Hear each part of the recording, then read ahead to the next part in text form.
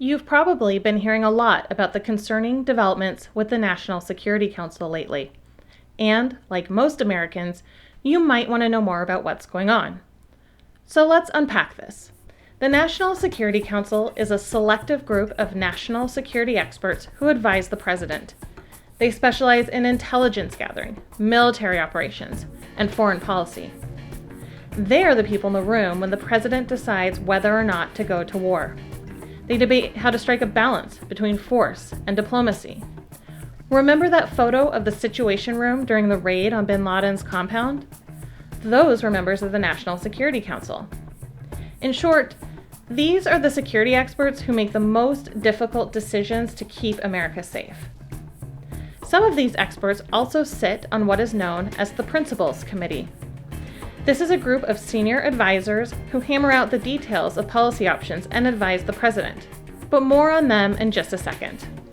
Because of the sensitivity and complexity of the issues these experts deal with, presidents of both parties have gone to great lengths to keep partisan politics away from the National Security Council. Until now. After just a week in office, Donald Trump signed an executive order giving his chief strategist, Steve Bannon, a seat on the National Security Council. And the Principals Committee that I mentioned a second ago, Trump took the chairman of the Joint Chiefs of Staff and the Director of National Intelligence, the most senior military and intelligence advisors, and removed them from the Principals Committee, making Bannon a full-fledged member instead, and injecting politics into national security decisions in a huge way.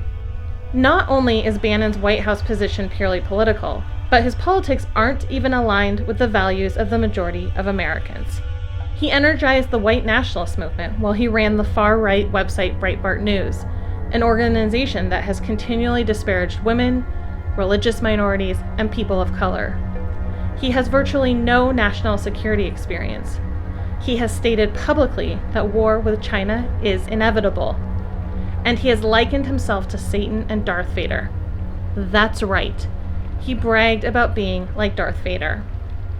Is this who we want advising the president in life or death situations? Is this who should be at the helm when our national security is at stake? Are we going to let Steve Bannon politicize the safety of America and our allies around the world? Because that's what's happening now. So what can you do? Sign our statement at nscwatch.org to show that Americans from across the country demand Steve Bannon's removal from the National Security Council. We'll keep you up to date on new developments and let you know about organizing opportunities in your area. Finally, help us stand up to Bannon by making a contribution now.